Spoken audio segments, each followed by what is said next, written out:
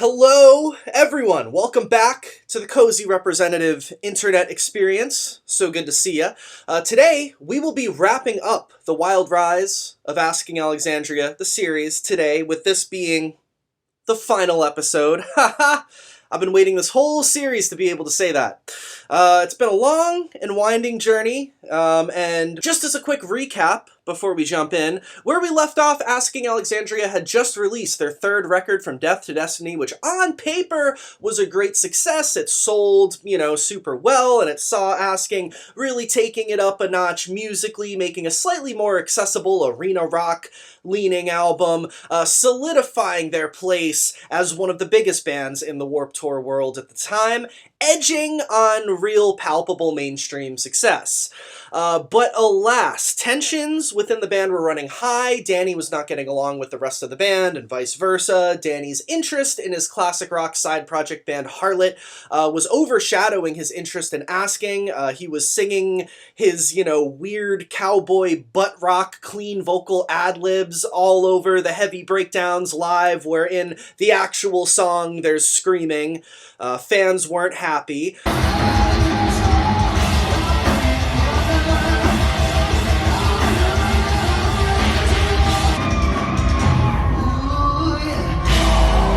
And not to mention, alcoholism and drug addictions had also taken hold. The band were spiraling behind the scenes during this time, and after the touring cycle for From Death to Destiny had wrapped up, the band had finally hit their breaking point. So right off the bat, in mid to late January of 2015, Danny Worsnop posted this update onto his Twitter account. To all my friends and fans, I would like to let you know that Asking Alexandria and I are moving forward in separate ways. Over the last 8 years together, we've done some amazing things and created something truly special. I now, same as then, want what's best for the band, and at this point in time, that isn't me. Asking Alexandria will continue to tour throughout the year, and we'll be working on a new album. I will always support and love Asking Alexandria, and cannot wait to see what the future holds for them. I am excited for the next chapter of my life with We Are Harlot, and we will see you all on the road. Crazy. So Danny's gone.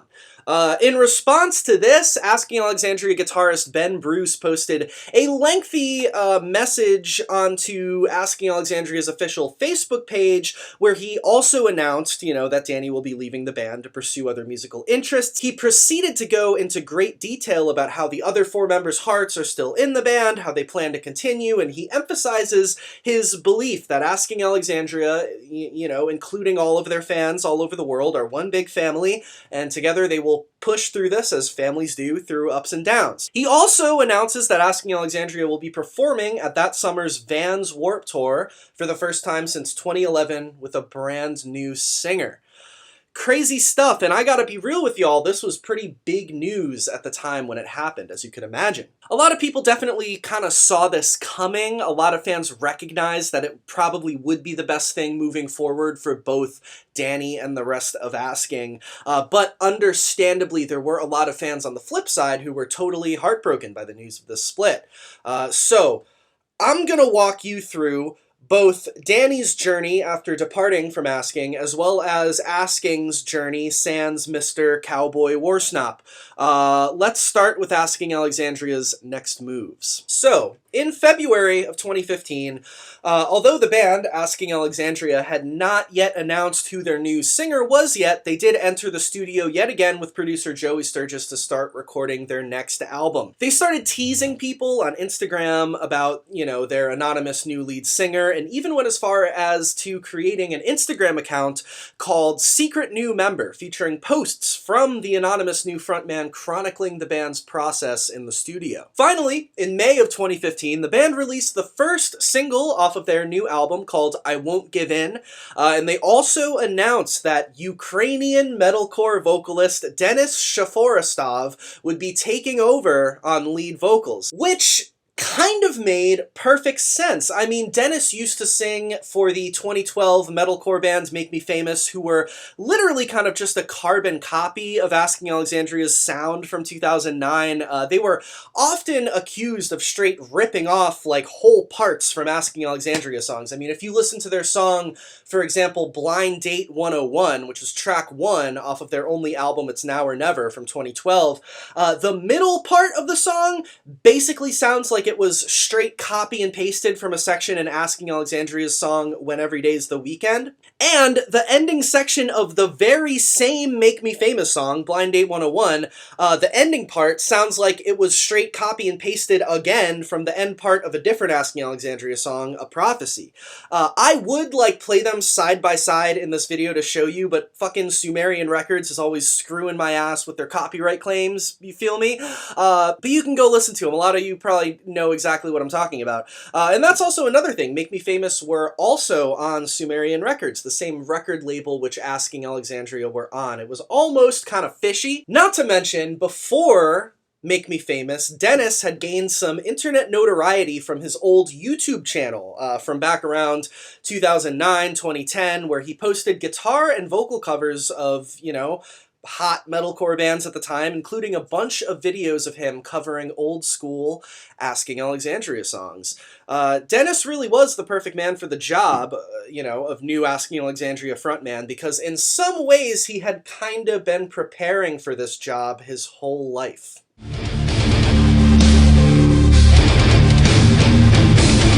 However, there was some concern about Denis, considering he had a pretty messy split that was very publicized from Make Me Famous just a couple years earlier. The band just one day kind of broke up out of nowhere, and the rest of the band, everyone except Denis, basically said that, you know, Denis was like an egotistical maniac, no good, control freak. I forget exactly what the details of it were, but the gist of it was that Denis had totally been not the best bandmate or the best dude to the rest of the Make Me Famous guys, and they made it public, and this rubbed a lot of fans the wrong way, including myself at the time.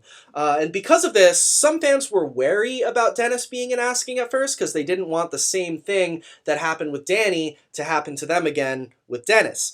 But overall, most people were excited to see what Asking Alexandria would be like and would be capable of with a new singer, someone who actually enjoys, like, Warped Tour metalcore, and someone who actually, like, genuinely wanted to be the vocalist of Asking Alexandria, which, you know, Danny Worsnop had been neither of those things for the previous few years. That summer of 2015, the band headed out on that summer's Vans Warped Tour with Denis at the helm, and appeared as a truly rejuvenated, re-energized band. They all seemed excited, and Denis was performing the old songs flawlessly. He sounded just like the songs sounded on the record, but putting his own flair on there at times. But all things considered, it basically looked and sounded like 2009 Danny Worsnop was, like, back in Asking Alexandria again.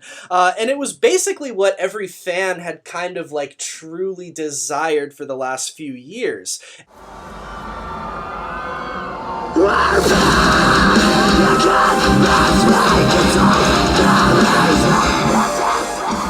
And it was happening and coming true, and Asking Alexandria, you know, the rest of the band were over the moon, totally overjoyed to have a singer who was in it to win it again, and they were excited to embody the old school metalcore Asking Alexandria again, which they were kind of unable to do with Danny at the helm during the From Death to Destiny era. Hello, y'all. Real quick before we continue, I just want to give a huge shout out, as well as a huge thank you to today's sponsor, musician Mikey Mayo. Now, Mikey Mayo is an all-around great person, a personal friend of mine, who makes awesome music of the hyperpop variety.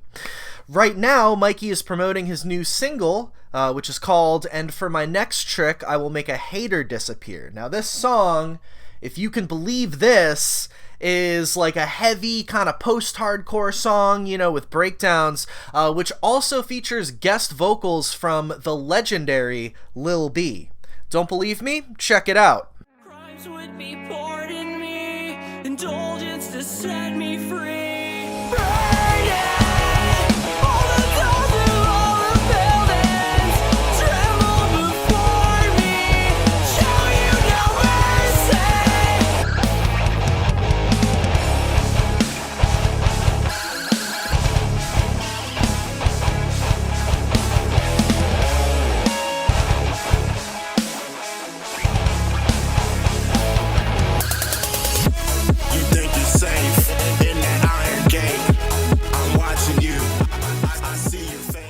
mean, come on, that was beautiful. It's like Stick Stickly of the new era or something like that. So, be sure to check out Mikey's new music video for the song with Lil B. It will be in the pinned comment of this video down below. Like I said, Mikey is a great guy who has lots of other great music too. If you're into more hyper-pop stuff, that's what his other songs lean towards more. So seriously, go give Mikey some love and support on that video if you want to support some awesome underground music.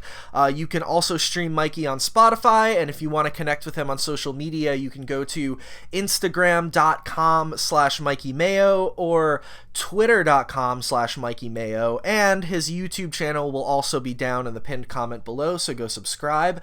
Thanks so much to Mikey for sponsoring today, and with that, onwards with today's video. Danny was my best friend for 8 years. We were brothers, you know, more than friends, and you know, obviously I started the band, I recruited Danny, and to begin with, it was amazing. He was just like me, fiery, full of passion, wanted it as much as I did, and just to watch him just steadily decline over the years that was pretty painful, you know.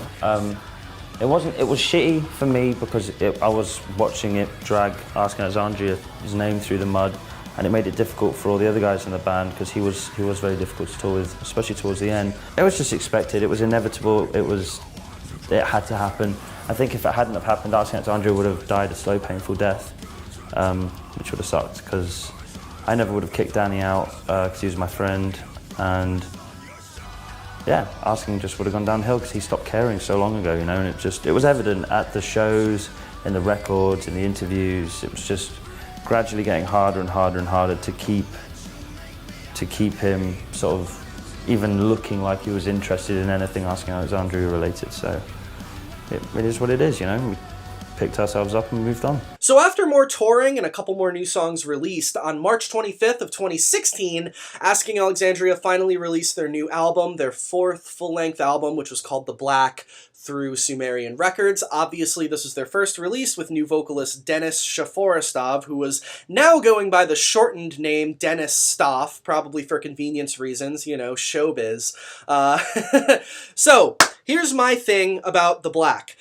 This album, I think it's good for what it is, but, I mean, it just personally isn't really my thing, and I think the biggest reason for that is by the time 2016 had rolled around, I, as a music fan, like, at that time, I was pretty much mentally checked out of, like, metalcore at that point, especially Warped Tour leading stuff. I was like 19 and I was playing in like a DIY indie rock local band at the time, and you know, so I was involved in just a different world, and I wasn't really engaged with Warped Tour metalcore at that point. So I never really got into The Black. This album kind of just passed by me, but I have heard songs here and there from it over the years, you know, the big singles, and I listened to it a bunch in preparation for this video all the way through, and here is my analysis of it for you. To me, there are some very distinct positives about this album, as well as some very distinct negatives. Now, the positives are that, well, Asking Alexandria are basically doing everything that, like I said, everything that Danny Worsnop had held them back from doing for the last few years on this album. They're super heavy again. I mean, this album is basically the closest thing you can get to, like, a revamped, updated version of 2009's Stand Up and Scream. That's kind of what it feels like to me. They sound revitalized and energetic for the first time in a while, and for those reasons, a lot of people were really into this album, and it turned into pretty much a huge success, and it really genuinely did, like, save their career at the time. However, the negative, in my opinion, there's two big negatives. The first one, and this one is debatable, but I just don't think that Denis has that much personality as a vocalist. He's, like, technically good, and is tailor-made for singing metalcore style music, but he just doesn't really have that heart and soul factor, or that personality factor, which Danny had so much of both of those factors, which used to be a very big factor in Asking's music. Secondly, there's a lot about this album that feels pretty unoriginal to me. A lot of it kind of just feels like a rehashed version of Bring Me the Horizon's 2013 album Sempiternal. In fact, the lead single on The Black, I Won't Give In, which is, you know, a good song in itself, but it's literally the same, like, rhythm and same basic guitar riff as the chorus of Sleepwalking by Bring Me the Horizon. Once again, I would play it side by side, but those damn copyrights, man, always getting in my way.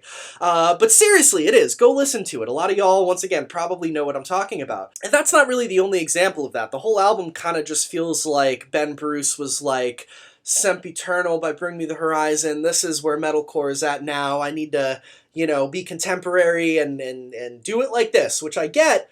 But, it leaves a lot to be desired. So the album kind of feels like it's, as a whole, The Black by Asking Alexandria. It's stuck between the band trying to relive a former glory while also being unsure of who the band really is in the present day or where they're going from here. That being said, I think for what it is, The Black is, all things considered, a pretty decent album. It's got more creative guitar riffage from Ben Bruce all over it, which I really appreciate. I knew that guy had more than just, ones and zeros in him. There was some speculation about the lyrics on this album being about Danny or directed at Danny, like angry, fuck you, Danny lyrics. And Ben Bruce has stated in interviews, that some of the lyrics might be about Danny, some of them might not. Neither confirming nor denying, but from my perspective, this album is just in general not the best album lyrically. Like, most of the lyrics on this album are so general and vague that any song could really be about literally anything. It's not this like tell-all personal open diary about their past struggles with Danny or anything. Hey, speaking of old Danny, what's he been up to this whole time, huh? Let's go find out. So, while Asking Alexandria were busy reclaiming their Warped Tour glory with Dennis Stoff, Danny Worsnop was off doing quite the polar opposite and fronting the most comedically corny 80s glam pop rock throwback band, basically Greta Van Fleet before Greta Van Fleet was Greta Van Fleet, except it was like older, slimy looking dudes instead of young kids. And this was the one and only We Are Harlot. How the fuck we feeling? Ladies and gentlemen, are y'all ready for a little rock and roll this evening? My friends, we ready to rock and roll. I put one way forward tonight, not sitting alone. I'm on my way back, baby. I'm on my way back.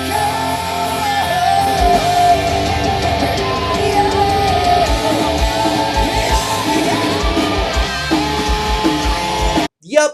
It's like some sort of comedic irony that Danny Worsnop literally left Asking Alexandria to front this band. Like, it definitely makes sense based on his, musical interests and general overall demeanor as a person at the time, but like, whoa.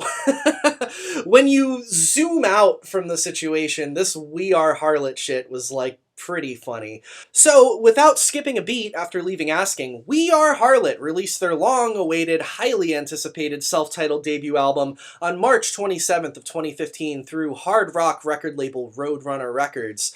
Apparently, this album had been in the works for the past 4 years before that, with the earliest songs having been written as far back as 2011, which is when Asking was releasing their Reckless and Relentless albums. So that's pretty crazy. Apparently, the band also had to go through a lot of legal red tape in order to actually get this album released. But in March of 2015, it was here, and my god, it was corny. I guess it's important to note that this band was originally just called Harlot, but by the time they released this album, they had to change it to We Are Harlot for legal reasons or something, which in itself is super corny. Like, We Are Harlot? What?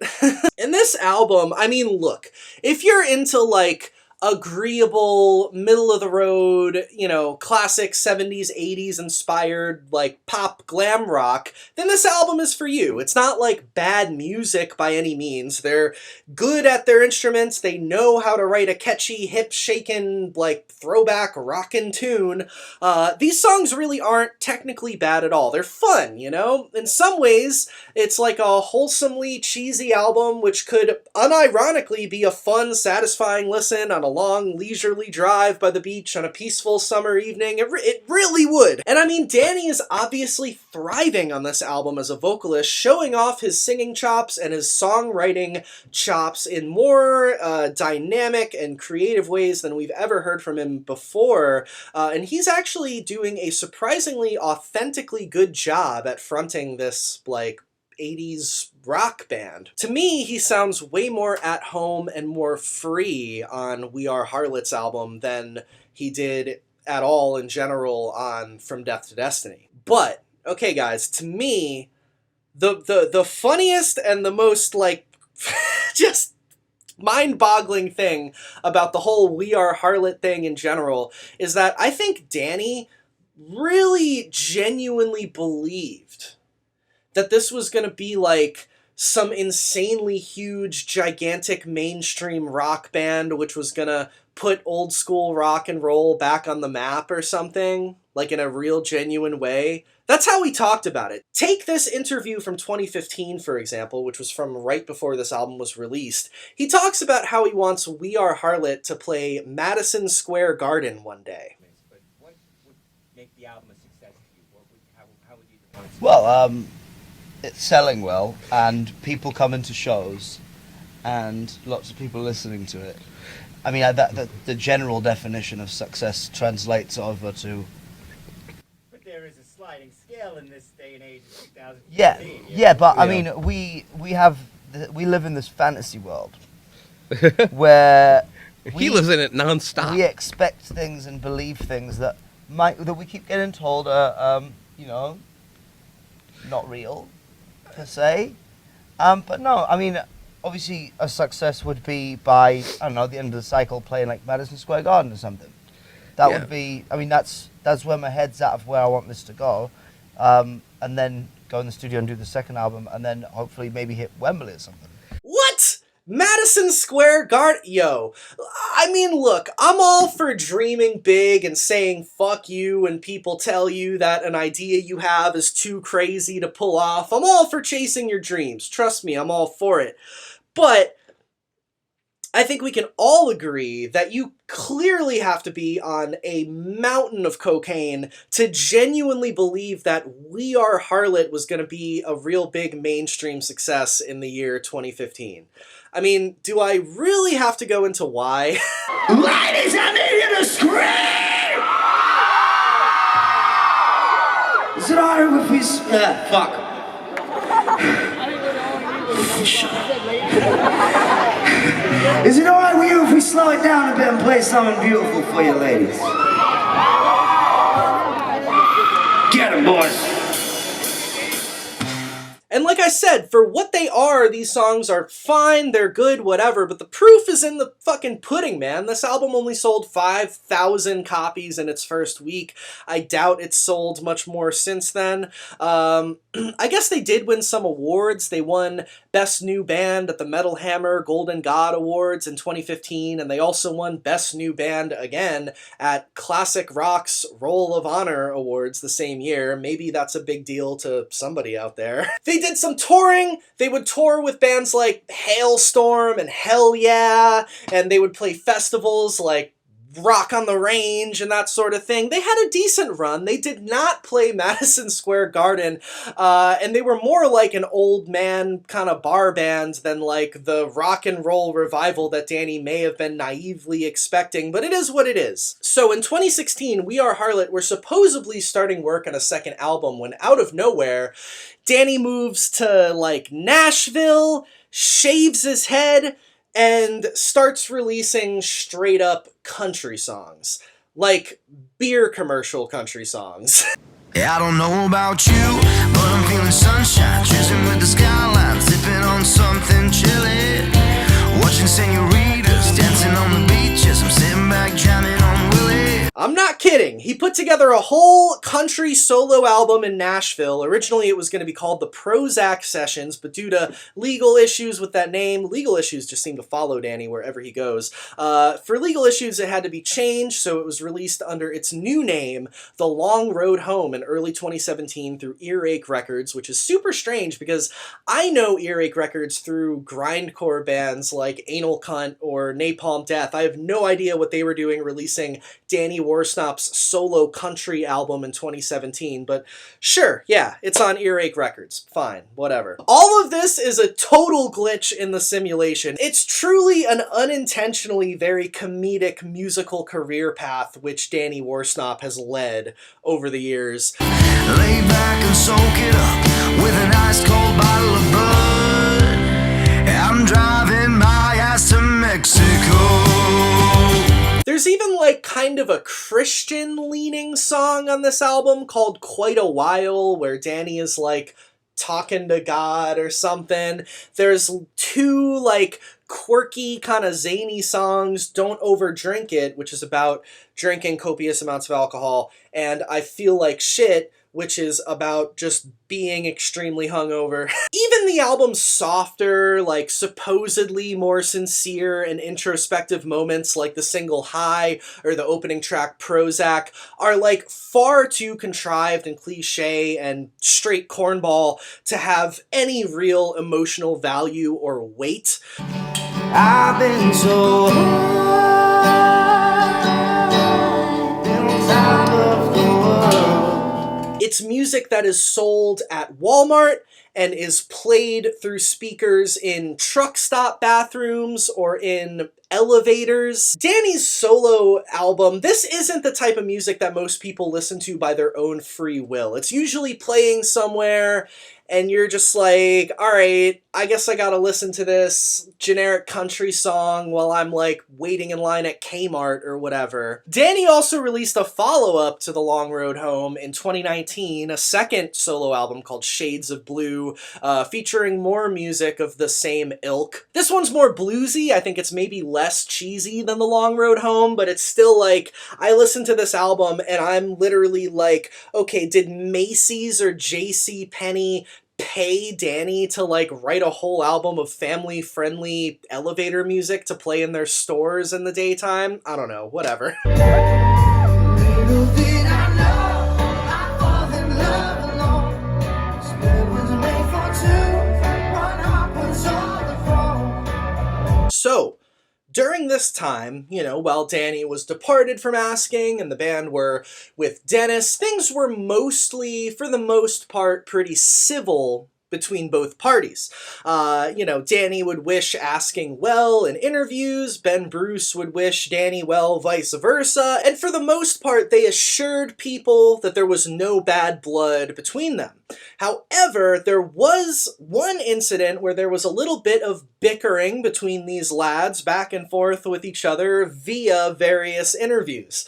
So basically this was sometime in the earlier half of 2016. I guess Danny had done an interview with Alternative Press magazine where he basically said that he left Asking Alexandria because he felt like they had, quote, lost their artistic integrity. This is the full quote. My priority always lies with my art, and that has never changed and will never change. I ended up leaving Asking because it lost the art to me. It lost its artistic integrity in my eyes. It was just selling out, and that's not what I do. Now, interesting. So, a few weeks following this, Ben Bruce did an interview with Loudwire where he was directly asked about this quote from Danny saying that Asking had lost their artistic integrity, to which Ben replied with the following. Danny recently said he quit the band. This is a serious question because he felt Asking Alexandria lost its artistic integrity. You know, what's really annoying about that is I saw that the other day and I was like, one, we just spoke a few days prior and I feel like on good terms. And what's really annoying about it is artistic integrity.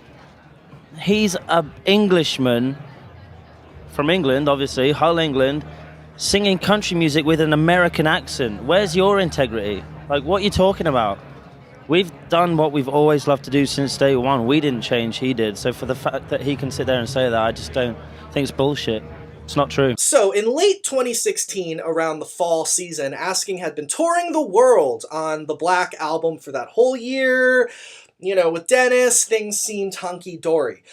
They had been pretty much on the road nonstop since the 2015 Warped Tour with Dennis at the helm. The touring cycle for the Black started winding down, and there were talks of the band getting ready to go into the studio to begin recording the follow-up to the Black with Dennis. That seemed to be the plan until one day on October 21st of 2016, to be exact, Ben Bruce went live, I believe on the official Asking Alexandria Facebook page, where he had a big announcement regarding the future of Asking Alexandria. Here is a clip from the aforementioned live stream. Basically, you all know all the rumors and crazy speculation going on online, on social media and everything. Just to get straight on with the point, we have parted ways with Dennis.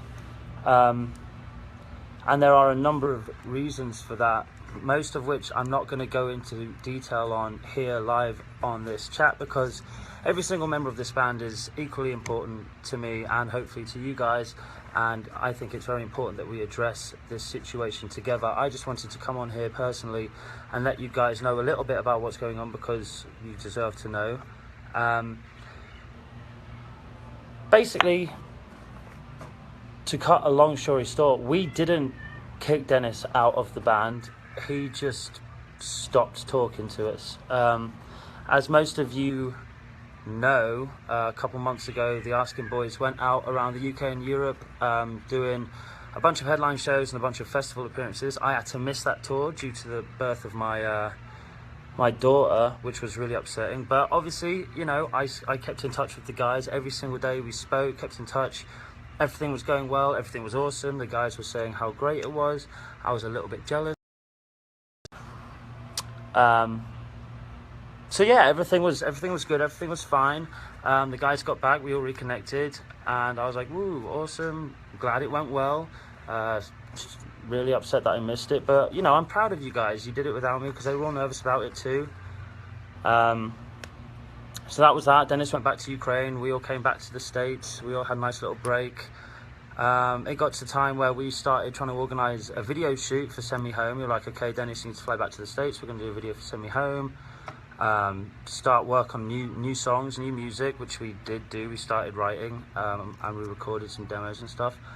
And everything seemed fine, and then he just stopped responding, you know. And I texted him a bunch, loads of emails back and forth, no response whatsoever. You know, so we were quite confused, like, well, what the hell's going on, sort of thing. Maybe he's just having a break, maybe he's tired, we don't know. You know, and I received a message from him, something along the lines of, Asking Alexandria does not exist unless I get what's owed to me. So I was confused, like, what's owed to him? I don't really understand. Anyway, long story short, we were left in a bit of a pickle, like a bit of a situation. We had to decide, what do we do? Do we end Asking Alexandria, this band that we've worked so hard for the last decade, this thing that we love more than anything? Do we just throw it away? Do we end it? You know, we've got these tours coming up. We've got the Sumerian 10 Years in the Black Tour. We've got this Europe run that we're booked for, that Dennis is supposed to be on, but we can't get hold of him. We don't know if he's coming. We don't know if he's not coming. And we just sat down as a band and we were like, why the hell are we doing this? Why are we doing this? And the reason we're doing this, the reason we started this band to begin with, is because we love music. We were 5 best friends who loved being around each other. We all loved the same music. We loved playing music together, and that's why we started this band. Asking Alexandria is back to the way we started, with the original fucking members. The reason that we're all here today is because of the 5 guys that started this band about a decade ago in Yorkshire, together with the same dream, the same goals, the same love and passion, and those 5 guys are back in the room together again. And honestly, we couldn't be happier. This is Asking Alexandria. So, you know, thank you guys for all your love and support. So there you go. Wow. big news.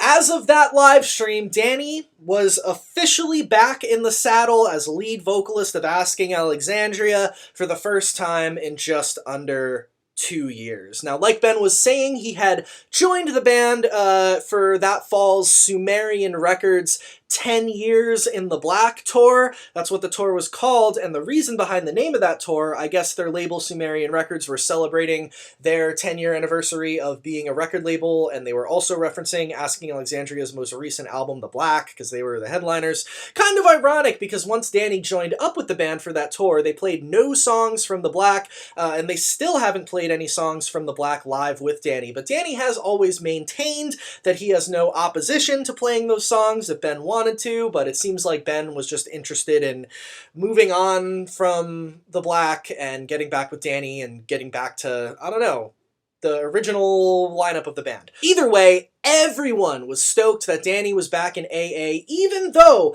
Denis had his fan base, you know, and now there were new, younger fans who got into Asking Alexandria during the Black era and heard the Black first. So there was kind of a thing there, but it seems like the general consensus at the time was that regardless of everything, people were just excited to see Danny back with his original English boys again.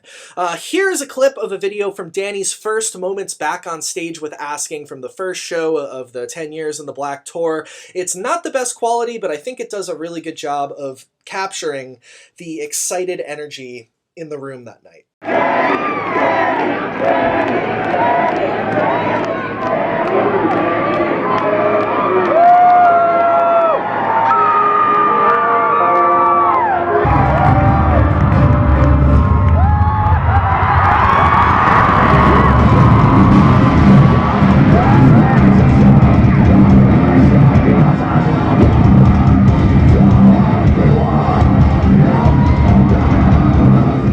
Now, this was a really exciting time to be an Asking fan. Not only was Danny back up there on stage screaming his ass off over all the old songs again, but the band seemed to be truly having fun with each other again, reminiscent of early days of the band.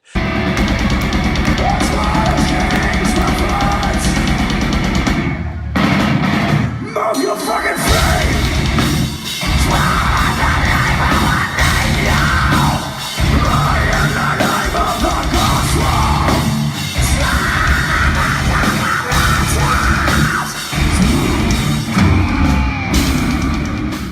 It's worth noting that when Danny first rejoined, he was also just releasing his solo country album around that time in early 2017. So he was saying in interviews things like he would, you know, explain that he's not legally a member of Asking Alexandria and apparently had no interest to be around that time.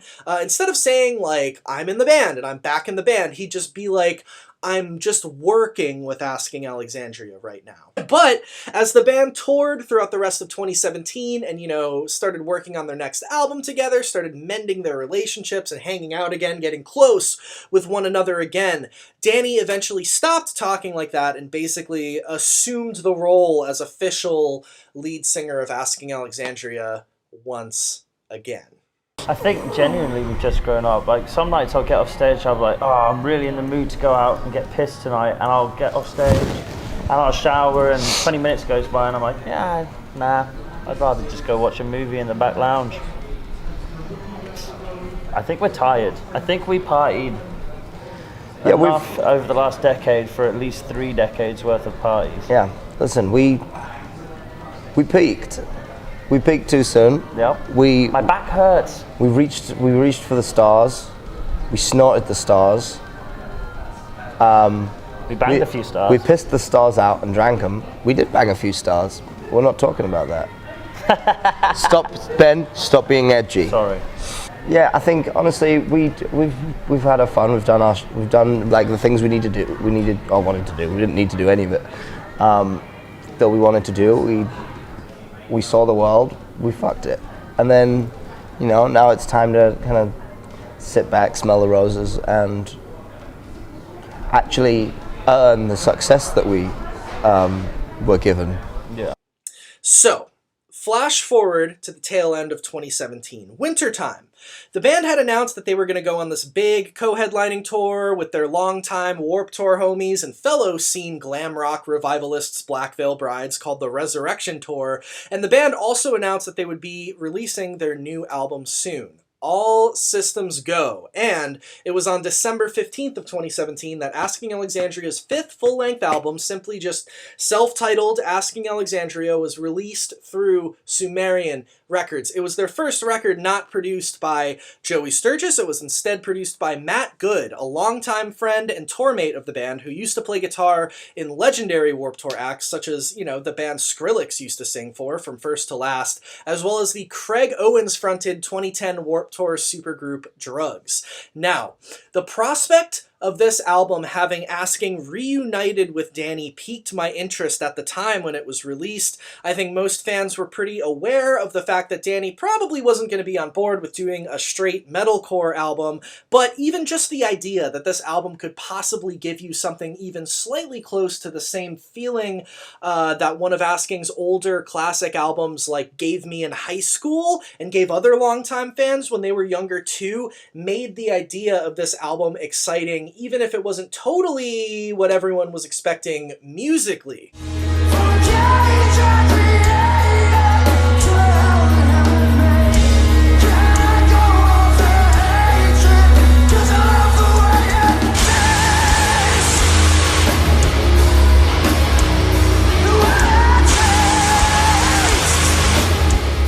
So, when I first heard this album, my first thoughts were, oh, this is what they were trying to do on From Death to Destiny. That was my take from this album. It's got, plenty of heavy elements to it. All the songs feel very intense and dark, very big driving choruses, keeping it, rooted enough in early Asking material to satisfy those old fans. But above all, this album is mostly kind of just a straight up hard rock album most of the time. Very down the middle, like I said, big arena ready soaring choruses, big open choruses, very bouncy. There's a lot more open space and dynamics than ever before on any Asking record. They definitely really focused on songwriting more on this album as opposed to just parts, which I really appreciate.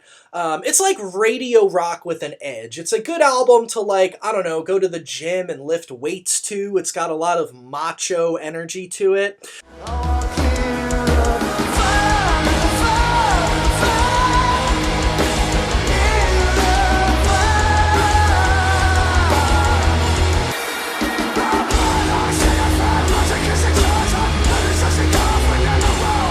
I honestly really liked this album when it came out. I thought it had a lot of power, some great songs. I thought Into the Fire was an awesome single. Hopelessly Hopeful is one of my favorite songs on this album. Great chorus, very underrated song. Where Did It Go, for example, has a super fun and powerful chorus. Vocally and lyrically, it's a very creative song.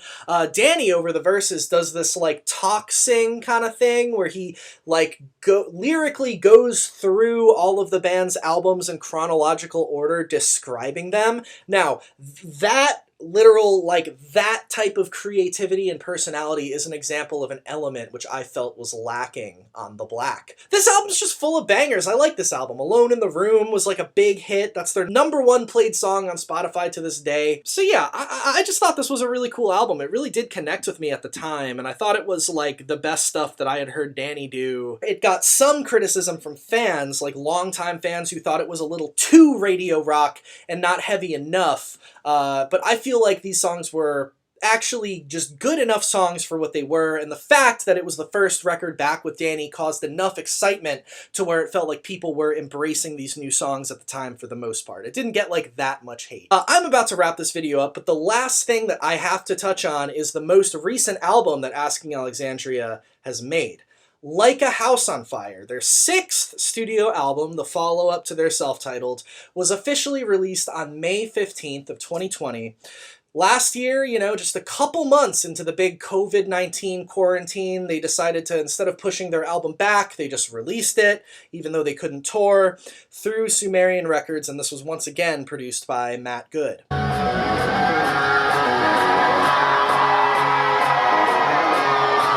we wanted was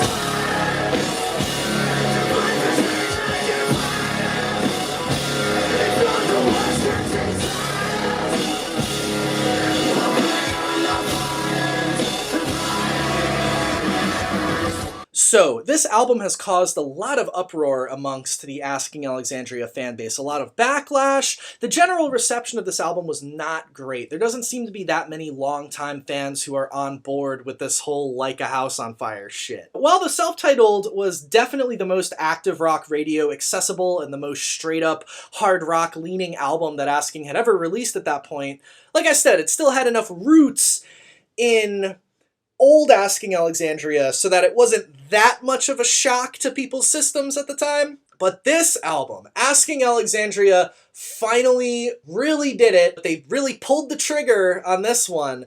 They basically took the vibe that they had going on the self-titled, took out any of the remaining heaviness, took out even a lot of the hard rock too, and basically made a family-friendly, almost straight-up like arena pop rock album with Like a House on Fire. This album basically, in a nutshell, sounds almost exactly like the band Shinedown. Whatever Shinedown is, that's what this album is.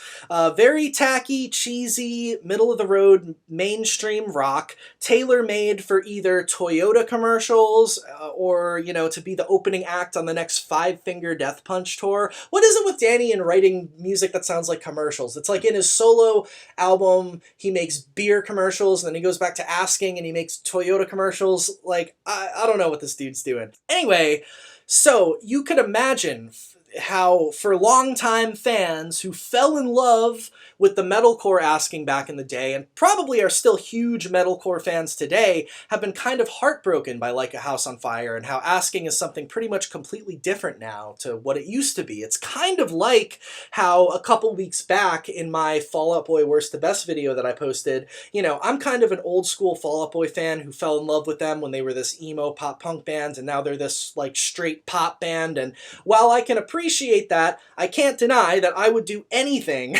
to get that emo pop punk band that meant so much to me back, you know?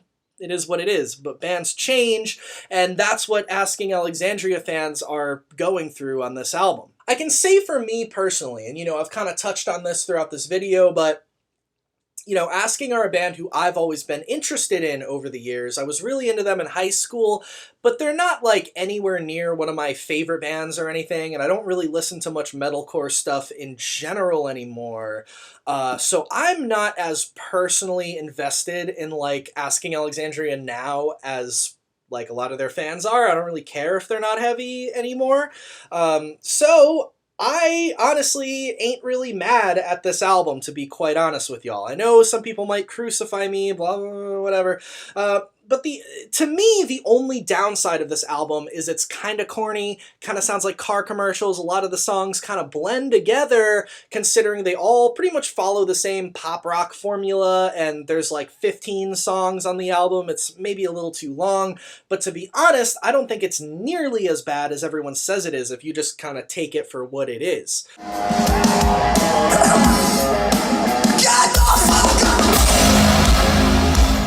It's a safe, straightforward, middle-of-the-road arena pop rock album. It's got some catchy choruses and some intense moments here and there, very agreeable melodies and easy, digestible guitar riffs. It kind of reminds me of like a very unremarkable mainstream rock album that came out in 2006 that I would listen to on my little Walkman when I was like 11, you know, like 3 Days Grace or Three Doors Down or something like that.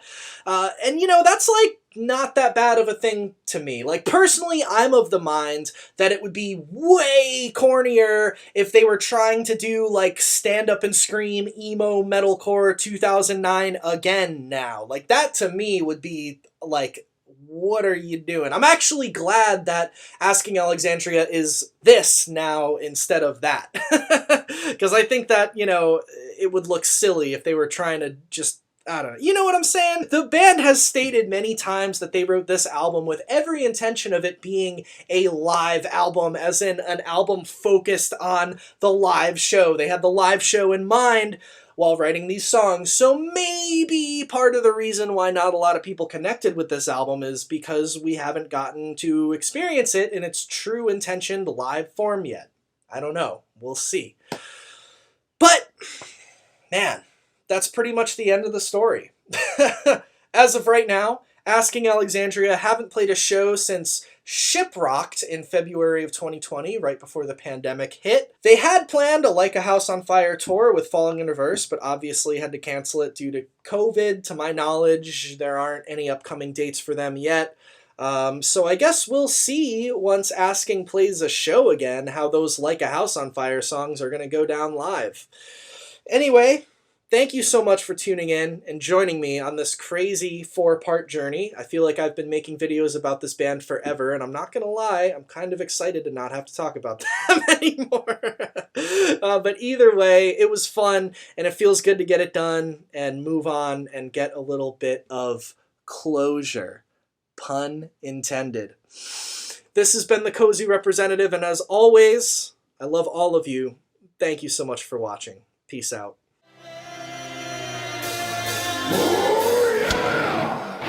Oh, that's a penis, dude. That's a tiny, tiny penis. Teeny tiny, teeny tiny penis.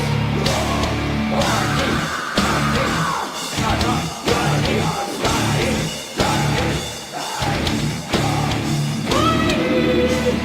ha!